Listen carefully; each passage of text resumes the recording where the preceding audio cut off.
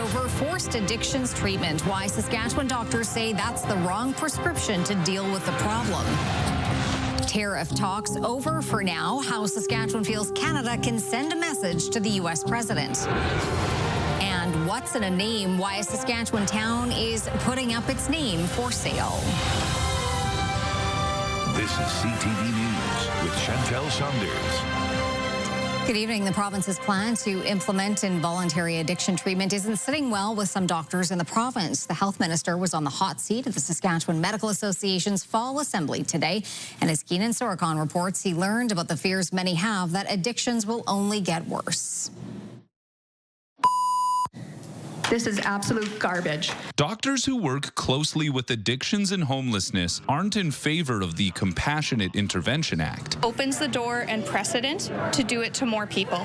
So letting this fly, letting this happen for even one person is too many. Dr. Brabant says forced treatment goes against the central tenet of medical ethics, patient autonomy. She says you can't force treatment for someone who doesn't want it. Health Minister Jeremy Cockrell says these are difficult conversations that will continue, but the province isn't backing down. These can be controversial and thorny topics. There's space, there's need for us to continue working with experts in this field. Dr. Sean Groves feels there's a disconnect. The Laurent doctor has seen 20 to 25 new HIV cases the last couple of years after more than a decade of stability. And he says this spike in cases coincides with the province's move away from harm reduction, like not giving clean pipes and not handing out needles unless a used needle was brought back first. I'm not sure that when the minister says recovery, it means the same thing as what I think of when I say recovery. Brabant wonders if the legislation is meant for people presenting a danger to themselves or others, where is the line? She says smoking is highly addictive and causes a wide variety of health problems as well.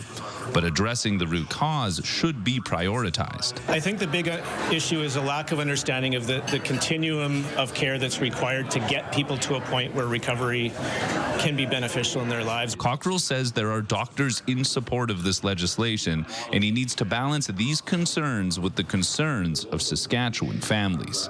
Keenan Sorokon, CTV News, Saskatoon. The U.S. president has delivered an unexpected blow to Canadian industries, announcing late last night that he has terminated trade talks with Canada. Donald Trump says the decision is over an anti-tariff ad paid for by the Ontario government. Annie Bergeron-Oliver has more on the fallout. Rejecting protectionist legislation and promoting fair and free competition. Ontario's $75 million ad featuring the voice of the late Republican President Ronald Reagan was only on the air for about a week, but it appears to have hit a nerve. The U.S. president repeatedly attacking the ad, saying Canada has fraudulently used an advertisement, which is fake, featuring Ronald Reagan speaking negatively about tariffs. Based on their egregious behavior, all trade negotiations with Canada are hereby terminated. What happened is one of the leaders in Canada was running ads in the United States on tariffs that took President Reagan's words out of context. But there is skepticism even among Republicans that the ad alone is to blame for the terminated talks.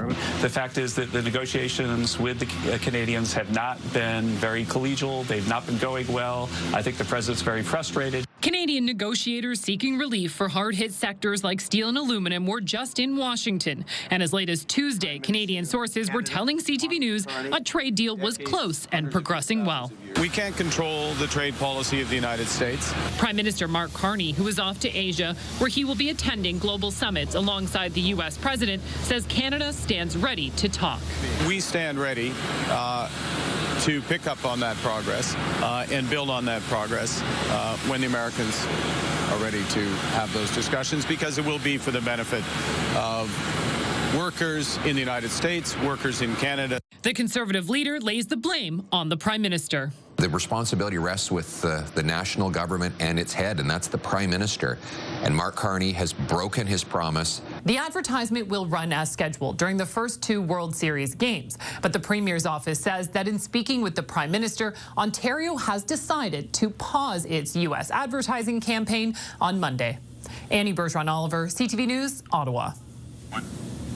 Here at home, the opposition is calling for American liquor to again be removed from Saskatchewan store shelves following Trump's latest move. Wayne Mantika with those details. high tariffs and Donald Trump calls the multi-million-dollar Ontario advertising campaign fake. The way to prosperity for all nations is rejecting protectionist legislation. The commercial uses the voice of Ronald Reagan from years ago. High tariffs inevitably lead to retaliation by foreign countries and the triggering of fierce trade wars. One expert suggests that the campaign was a mistake. But I don't think it was a good decision to run those ads. I don't think it was prudent. If the long game is not to punch Trump in the face, but the long game is to win a trade agreement, then I think this was a mistake. Opposition New Democrats believe now is not the time to back down, as they call on Scott Moe to punch back. Getting that infrastructure built, those rail lines, those pipelines, those transmission line, power lines right across this country. Let's take that American booze back off the shelves for a start and show that we are not going to take this line down. Manitoba's premier supports the Ontario campaign. So to my good friend Doug Ford, keep the ads on TV. They're effective, and this country is behind you. The Prime Minister says U.S. trade policy has changed. And we stand ready to pick up on that progress and build on that progress when the Americans are ready to have those discussions. And that's what Saskatchewan's Premier has urged the Prime Minister to do. Wayne Mantika, CTV News, Regina.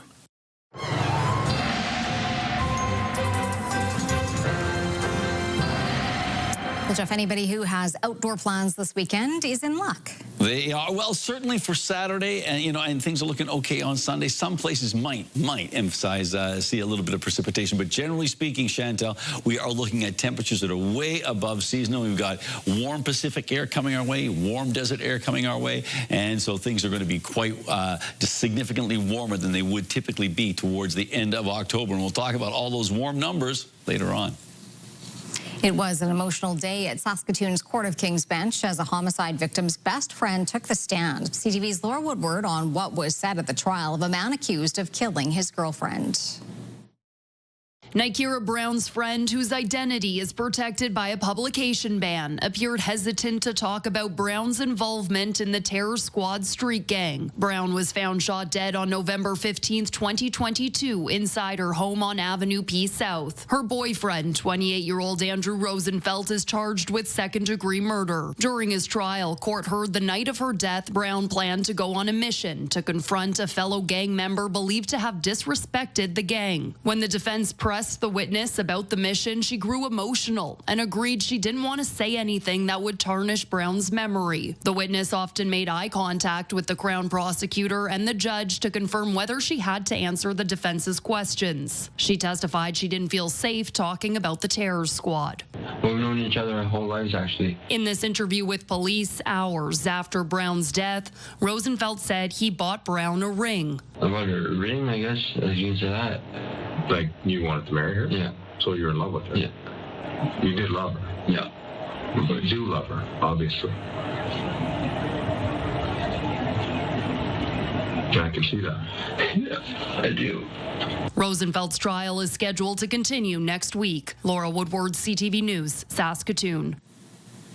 The first of a 4-week trial for a man accused of killing a 19-year-old Regina man in 2006 has come to a close. Today, court hearing from a person who was at a party the victim attended who attempted to break up a fight. Donovan Mace has those details. A witness who attended a fatal party in 2006 says he became a victim himself when he attempted to break up a fight and help Misha Pavlik before he was killed. Pavlik died at a party near Last Mountain Lake May long weekend in 2006. The man accused of killing him faces a second-degree murder charge. Because he was a youth at the time of the alleged offense, he cannot be named. Now, 19 years later, Derek Enns recounting the events of May 21st, 2006, saying a group of men he did not know attacked Pavlik multiple times before he and some friends stepped in. It was 3 or 4 on 1, Enns telling the court. I just watched Misha get pushed around and beat up. I went in there to help defend him, he added.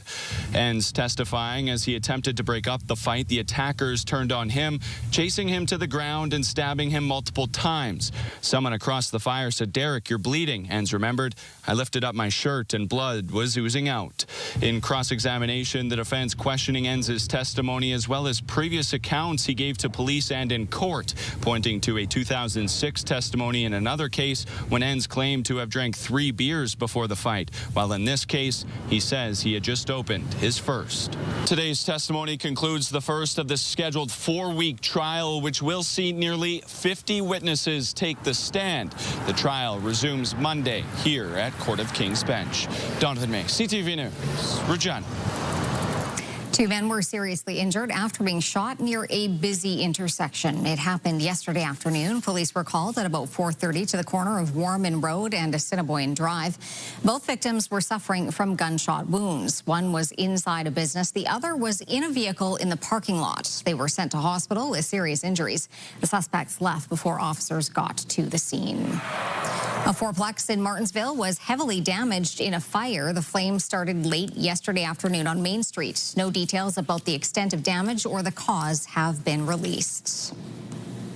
It's been called a Canadian first. The town of Duck Lake is putting its name up for sale. Stacey Hine on the unprecedented move and the money council is hoping to generate from it. Duck Lake, a historic town, home to just under 600 people. It's located about 90 kilometers northeast of Saskatoon. And for the right price, it can be renamed. The town is inviting businesses to bid for its naming rights. Mayor Jason Anderson says he got the idea after seeing a stadium in the U.S. sell its name for millions. So I thought, you know what? Why not? Let's give it a try with the town's name. Anderson says the goal is to breathe new life into the community by funding much-needed upgrades to roads and other infrastructure. Part of his sales pitch, it puts a corporate name literally on the map. Their name would be on GPS. Their name would be on the weather network. Their name would be on all the signage and on all the maps. And that's not just in Saskatchewan, that's worldwide. But there's mixed reaction among locals. I'm so shocked. I didn't think they'd be renaming Duck Lake. Any publicity is good publicity. As long as it promotes our town, I think it's a good thing. The owner of the local general store says it could help the town, which in turn boosts business. I think it's okay. That's growing my store and my town. Duck Lake is widely known as the site of a significant battle during the Northwest Resistance in 1885. Brody Falcon says the town's name represents its history. I'm a little bit annoyed about it. Because with the history of the name of Duck Lake, it is not just a name. In a statement to CTV News, the provincial government says council can request a name change, but ministerial approval is required. The town is accepting tenders until March 31st. Then residents will vote on whether or not to rename the town at their next public meeting in April. Stacey Hine, CTV News, Duck Lake. Indigenous social workers educated in Saskatchewan came together today to talk about their experiences and how what they've learned is helping in real-life situations. Mick Favel explains. The Indigenous Social Work Program is one of the leading programs at the First Nations University of Canada. Now an alumni group has brought the past, present, and future members of the faculty together to talk about the issues members face after completing their education and in the working world. We really focus on this theme of self-determination and how can we, bring our knowledge and our background to the social work profession, and also to really help clients, but to make sure that we're living up to our values and ideals as Indigenous social workers. In 2023, the Indigenous social work faculty celebrated 50 years of activity. The program has produced generations of professionals working across the province. Brianna Lara has been working in child protection since she left university 4 years ago. She has experienced both an Indigenous and non-Indigenous-led approach to the field. It was a different lens for sure, just walking in both worlds, especially because a lot of people don't understand community and how our families need that connection. So it was always about the individual and not about everybody else that is connected with family and community. Misha Stonechild is another graduate of the program. She went directly to an Indigenous-led organization and says the transition was simple, with similar values shared all around. I feel like it did set me up to be able to understand different points of views and to be able to apply what I learned in school into my practice, but also all the different tools that I've learned throughout my academic career apply to my field professional career. Many of those now out in the field have shared experiences, sometimes feeling like the only Indigenous person in the room. The alumni group is looking to form a support system for those who may be struggling and to lay a foundation for future graduates. For our students, for our current students, to be able to see, where the BISW graduates are, where they're working, the impact that they're having, so that they know, all the different paths that are available to them as well. Other Indigenous social work professionals who are not alumni are welcome to join the group and their movement towards self-determination. Mick Favel, CTV News, Regina. A new medical boarding home opened today in Prince Albert. Spruce Lodge is now located at the former Days Inn on Marquis Road. It's owned by the Prince Albert Grand Council and the Hatchet Lake Denisuli Nation. The lodge has been providing accommodations, meals, and transportation for First Nations clients who come to Prince Albert for medical care for 40 years. The former hotel has 65 rooms, a commercial kitchen, a lounge, and a boardroom. At one time, Spruce Lodge was big enough. It was 4 to 7 people per day. And now it's like 160 that we're helping per day. Spruce Lodge Associate Director Corrine Fiddler says safety and security will be a priority at the location. Still to come, a big move expected in the Alberta teachers' labor dispute. Also, how the sector struggling amid the tariff wars are faring.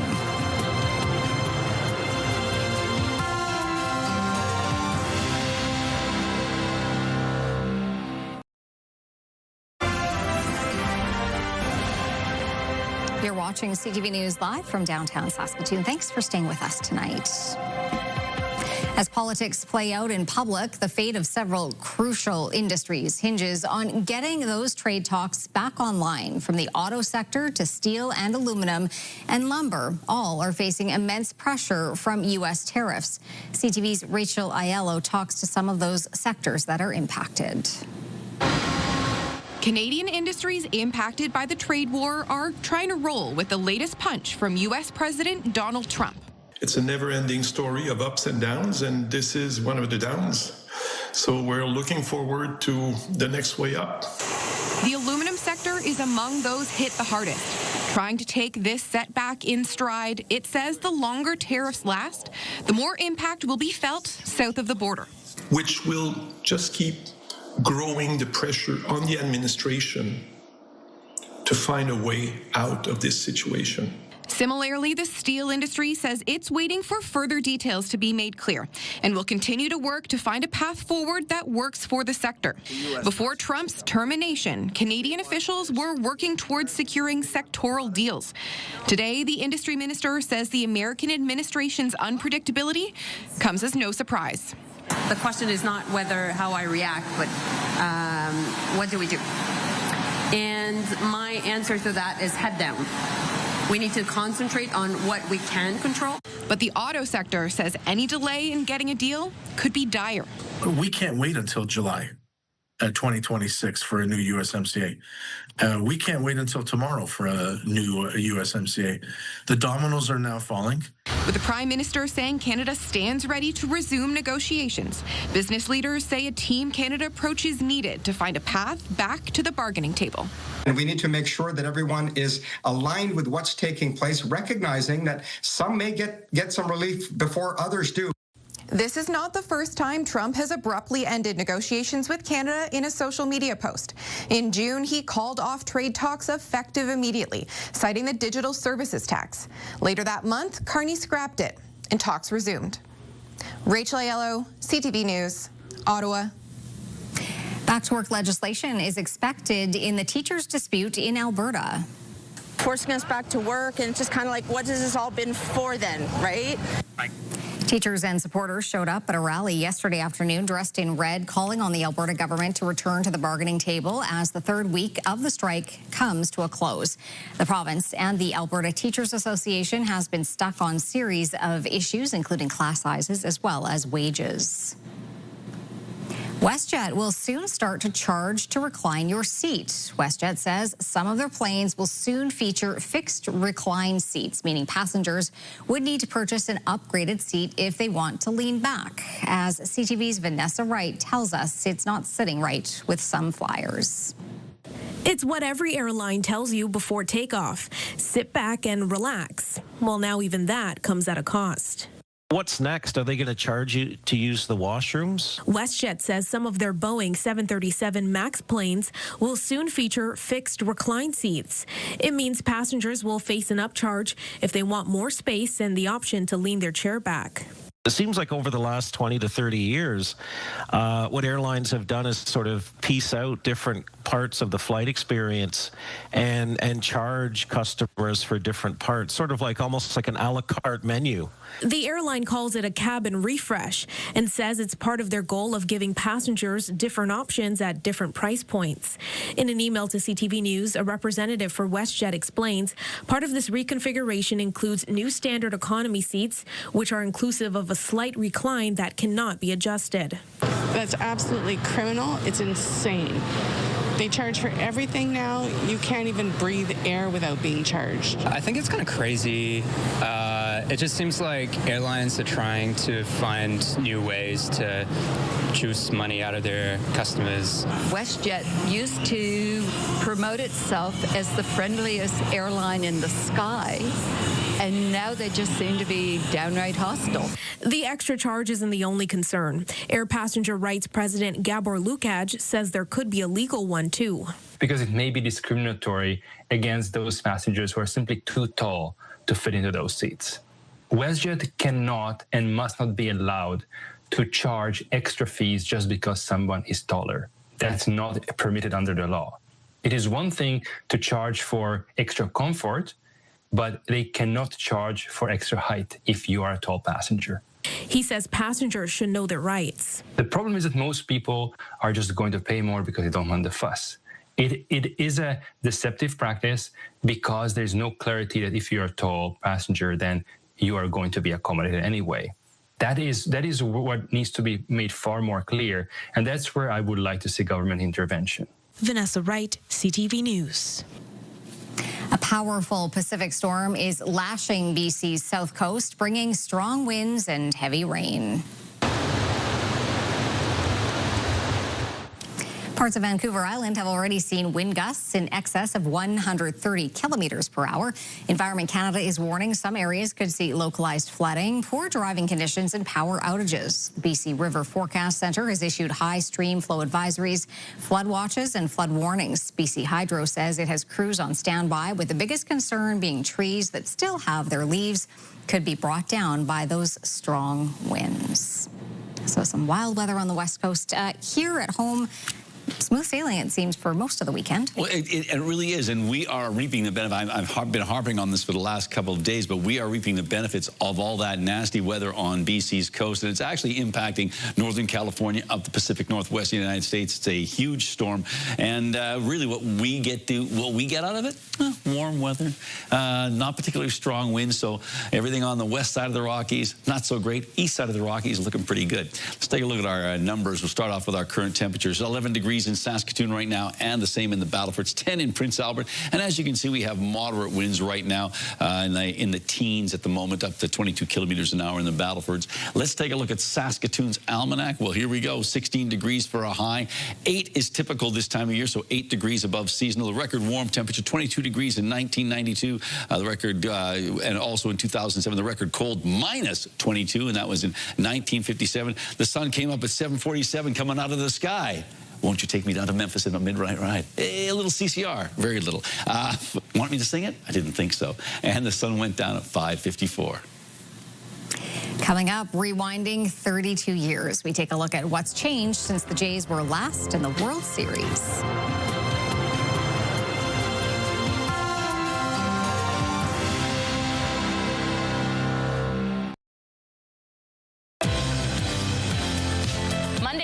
Morning Saskatchewan, we're gearing up for Halloween. We're talking everything from spooky stories, safety, to an on-location haunted house. Tune in, Saskatchewan. It all starts at 6 a.m. All right, well, let's take a look at our sky right now. We had a few clouds out there, but all in all, we've had a pretty pleasant day. Temperatures above seasonal, as we saw in the almanac, and it looks as though those warm temperatures are going to continue.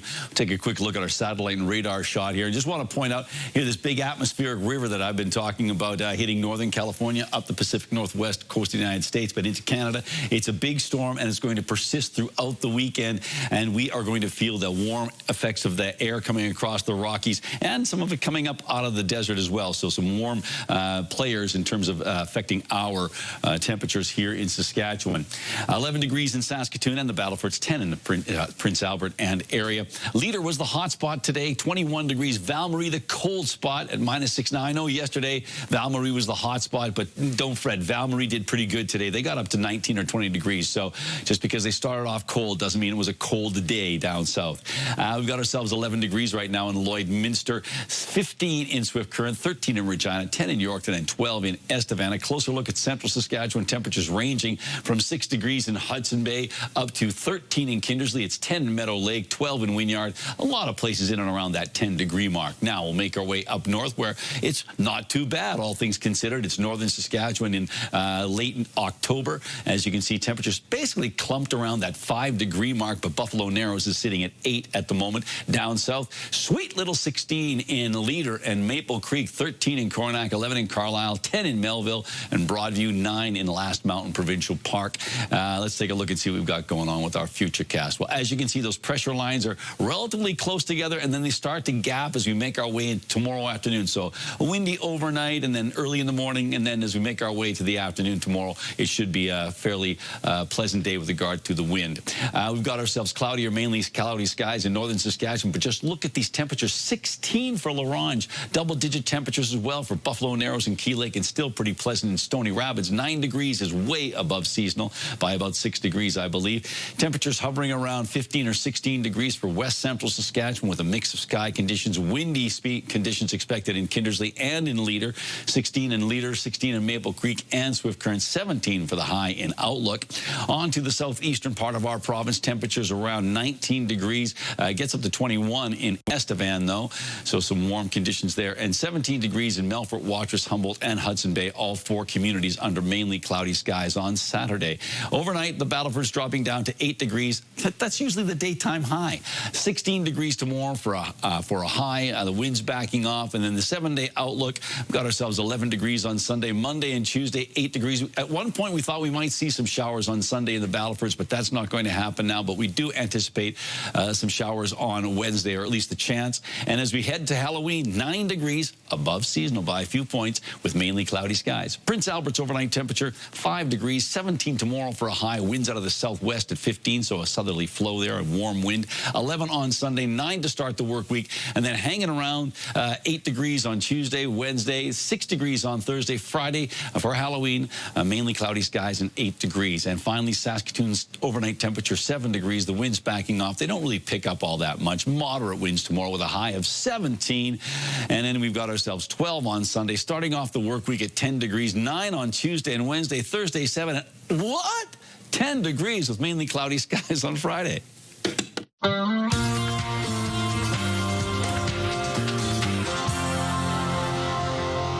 Kim Kardashian has revealed she has an aneurysm. She had an aneurysm, rather.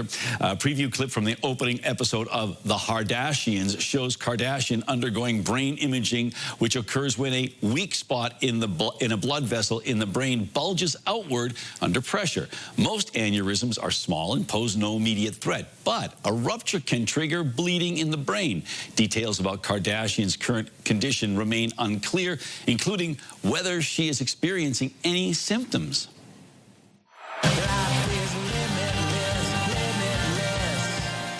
Bon Jovi is hitting the road in 2026. The band just announced a 7-night summer tour. The Forever Tour kicks off with 4 nights at New York's Madison Square Garden in July before the band heads to Edinburgh, Scotland, Dublin, and London. It will be the band's first run of shows in 4 years, and it's the first tour since frontman John Bon Jovi underwent major vocal cord surgery. General sales tickets launch Halloween.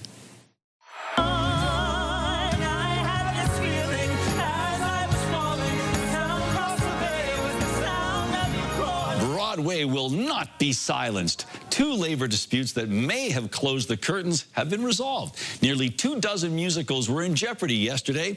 The union representing 1,200 Broadway musicians said members were ready to strike after the contract talks with producers went into mediation. But the 2 sides said they've reached a deal and the show will go on. The union representing U.S. stage actors reached its own agreement with the Broadway League over the weekend. All right, Jeff, you were out talking bull riding today. And that's all I ever do about bull riding, talk about it.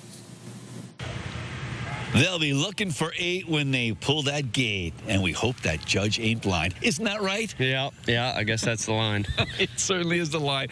Nick Tetz is with us today. He is one of the professional bull riders taking part in the Saskatoon Classic. The PBR event is back again at Sask Center. So first of all, for people who have never been to a PBR event, what can they expect? It's basically it's like a rock show with some bull riding in it. You know, we've light off fireworks in here, and we got fire in the dirt, and Brinson keeps the crowd into it. And yeah, if you've never been, you definitely got to come. It is a lot of fun. How many years have you been bull riding? Bull riding, this will be 10 years now. Started kind of when I was 15 professionally. This is my 8th year now. All right. And what do you look for in a bull? Because I know the tougher the bull, the better the points. Yeah, I look for one that's, going to kick, and I like when they pop, kind of get up off the ground. It gives you a little more time to move over there, but and it adds to their difficulty and makes them a little showier. You get a little bit of a higher score, but just ride whatever they run under you, and hope the judges see what you were doing and reward you for it. And how do you practice? You practice by getting on bulls. That's the only way to practice. Yeah, we didn't have a very good event in Medicine Hat last weekend, so Monday we went and got on some practice bulls, and and then at the house we were out there getting on the barrel and stuff throughout the week. But yeah, you got to get on bulls if you want to practice. All right, that sounds good. Well, if you want to see some amazing action, PBR Saskatoon Classic is happening here at Sask Center, 7 o'clock both nights. And thanks so much, and best of luck. Yeah, absolutely. Thank you, guys. All right, Jeff, time for Pick of the Day. We have a variety, including a replay. That's right. I wanted to re-show this one because I like this show much, and I really wanted to show off the wide shot here. Yes, this comes to us from Bob Kostyuk, and as I said yesterday, he took this picture at our cottage at Memorial Lake. I thought it was cool to see the Northern Lights reflection on the lake and the Big Dipper in the sky, because I really wanted to show off the Big Dipper, and that is a great shot, a beautiful shot there. So thanks, Bob, for sharing that. Next one comes to us from Devin, and Devin says, I'm back with another picture. This one's for Kel for helping me become the person who can see the beauty in this world. So thank you, Devin, for both the image and the sentiment. And from our alumnus, Doug Podolak. Hi, Jeff. This is a picture of the Orionid.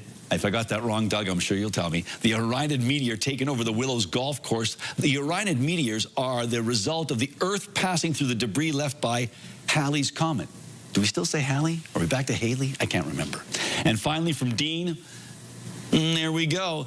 This little guy was foraging on the Meewasin Trail last weekend. That is a great close-up. So thank you, Dean, for sending in that picture of squirrel. All right. If you've got an image you'd like to share with us, you can do so by sending it to cfqcnews@ctv.ca, and please put Pick of the Day in the subject line. Still to come on CTV News Then and Now. We'll look at what it cost fans the last time the Jays were in the World Series.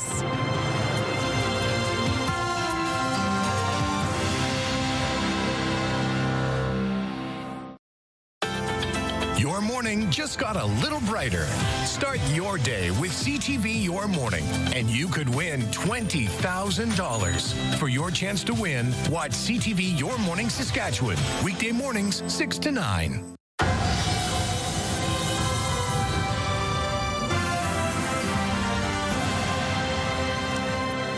Much has changed since the Blue Jays last made it to the World Series. Kim Campbell was Prime Minister in October of 1993. Gas was less than 60 cents a liter, and the internet was barely a thing. So we asked CTV's Heather Wright to go back in time and see what else has changed for the Toronto Blue Jays fans. 32 years and 1 day. That is how long it has been since the Toronto Blue Jays last won the World Series. Do you remember 92 and 93, the last time they won? I wasn't born. And neither was most of the Blue Jays roster. Just 6 players were alive during the Jays' last trip to the Fall Classic, including pitcher Jeff Hoffman, who was just 10 months old. Everybody was watching the same game. There was no internet at the time, so that's all we had. Back then, the Blue Jays' opening day payroll was the highest in the league at nearly $46 million in 1993 dollars, which is roughly $100 million today. Much less than the $239 million spent by the Blue Jays this year, the 5th highest payroll. Outside the Dome, the hot dog vendors haven't changed much in 30 years, though their prices have. $6 now compared with $2 in 93. But one of the biggest changes, tickets, how they're bought and how much they cost. 32 years ago, dedicated fans camped out all night to score World Series seats. This year, tickets were scooped up online in minutes, with some resale prices as high as $20,000. Not even close to prices 30 years ago. Singles and obstructed seats on sale for all 4 games of the World Series at $78, $58, and $32. Touch them all, Joe! And while a lot has changed since Joe Carter touched them all, some things have not. Rick Pritchard biked down to the Rogers Centre just to take it all in. Here I am trying to get a smell of the atmosphere. Lois Newell is from Nova Scotia and watched the Jays win in 93 with her son Andrew. She's now back with her son and 3 grandchildren. This means a lot because this is something that my grandchildren can remember. And 32 years ago, there were 2 Canadian Major League Baseball teams. Now it's just the Blue Jays, playing not only for Toronto, but for the entire country. Heather Wright, CTV News, Toronto. When we come back, a big weekend for Prairie football. And later, all fans, even the Furries, cheer on their favorite team.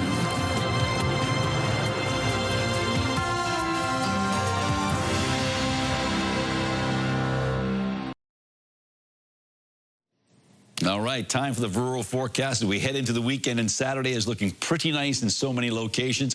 13 degrees in Lloydminster, 14 in Meadow Lake. We've got ourselves mainly sunny skies in both of those locations. A windy day in Kindersley. We expect the wind to back off in the afternoon. 17 in Melfort, Watrous, and Outlook, and Hudson Bay and Wynyard. So yes, a lot of 17s there.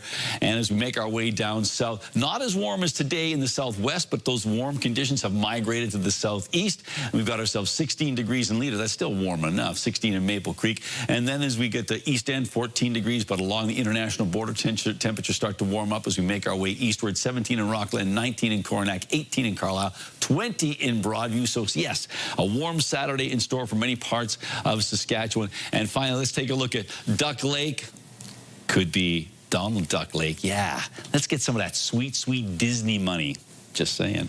Anyways, we've got ourselves partly cloudy skies, 16 degrees, and the winds will be backing off later in the afternoon, but even winds out of the southwest at 15 aren't particularly strong. And Duck Lake is where internet plans of up to 1 gig are available from SaskTel.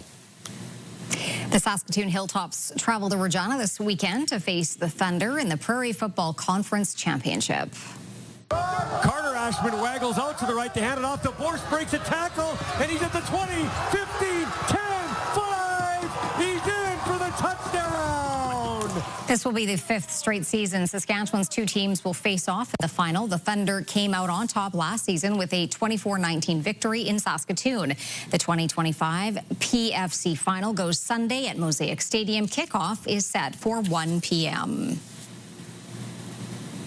The Riders face the BC Lions in their last regular season game. Starters Trevor Harris, AJ Ouellette, and Micah Johnson will be playing tomorrow. For head coach Corey Mace, the game is about balance with another bye week ahead of the Western Final.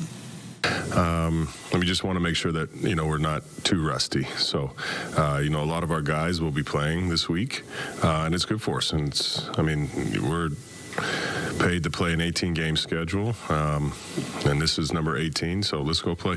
I've talked a lot about this year about playing our best football as the year winds down, and now it's time to put up or shut up. We better be playing our best football, and so but BC's no different. Whenever you step on the field, no matter what, you always want to be dominant and you want to execute well at a high level, have lots of fun, play free, not be thinking, be more just reflexive out there, just letting it rip and taking what the defense gives you.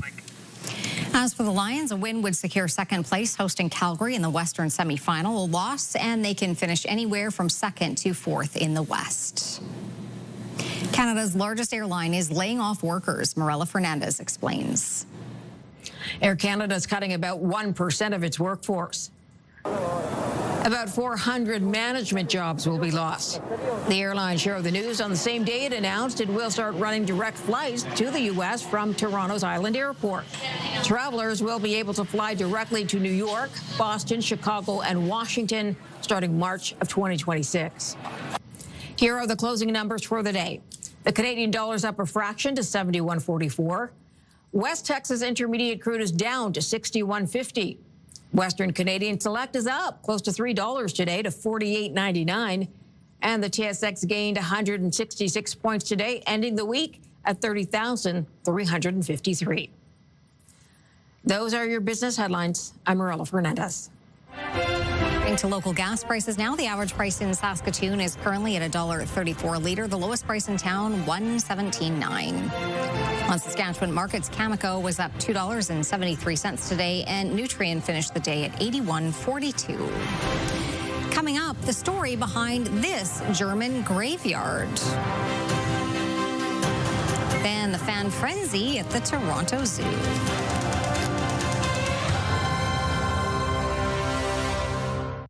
Select Hair Services brought to you by Sage, the beauty bar. We've got another great night of entertainment coming up right here on CTV starting at 7 with Celebrity Wheel of Fortune.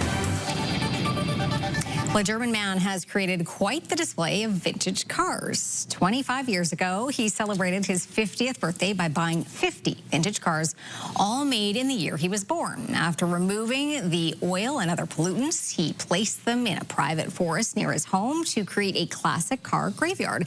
There's some real classics there that would be worth millions if they were restored, but instead he wants his cars to just wait and age along with him. So I guess that's his keepsake, right? There you go. Yeah, and it'll inspire the boss to write a new song. Yes. I'm sure. Yes. You've already written it, haven't you? No, I'm not the gifted man that Springsteen is. There you go. All right, well, fans of all sorts are cheering on the Toronto Blue Jays, even the furry ones.